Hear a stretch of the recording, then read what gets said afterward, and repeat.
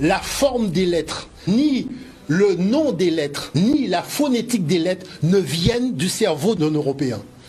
Et c'est pour ça que vous prenez n'importe quelle science et vie, vous allez voir que sur l'Europe, il n'y a pas d'écriture. Voyez, il n'y a pas d'écriture antique, parce que l'Europe n'est pas un continent d'écriture, comme le reconnaît la Bibliothèque nationale de France. Et regardez une chose, je vais vous dire le débat que j'ai eu à la Sorbonne sur la question, parce que là on rentre dans du sérieux. Agénor, qui est le fils d'Épaphos noir, a eu comme fille Europe, qui a donné au continent européen son nom. Parce que la lignée d'Europe est africaine. Mais vous savez qui est le frère d'Europe? C'est Cadmos. Cadmos, c'est lui qui a enseigné l'écriture aux Européens. Parce que les Européens ne savaient ni lire ni écrire. À l'époque, Cadmos était parti pour léguer l'écriture qu'il avait héritée d'Égypte.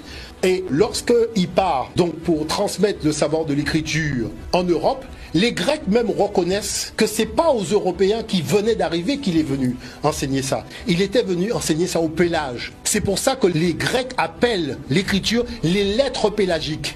Donc, du coup, qu'est-ce qui se passe? Les Pélagos avaient essaimé en Italie. Et les Noirs qui vivaient en Italie avaient déjà monté l'Empire, avec toute la technologie dont on fait croire que ça appartient aux Romains. Dans mon livre, j'ai mis toute une série d'exemples. Vous imaginez les temples que vous avez en Italie n'ont pas été inventés par les Européens lorsqu'ils sont arrivés en Italie. Parce que la ville de Rome existait déjà, tout ça existait déjà, avec les palais, avec tout ça. Et ce sont les Étrusques qui parlaient latin.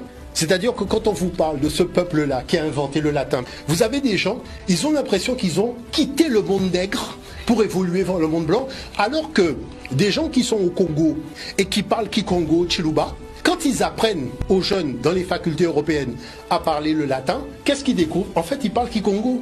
Et c'est pour ça que les linguistes même européens qui se sont penchés sur la question, ils ont reconnu, et c'est la génétique qui est venue trancher cette affaire, en montrant que, mais en fait, ils font pas partie de l'ADN des Indo-Européens, c'est un ADN de gens qui étaient déjà là. Et ça, c'est très important de le souligner.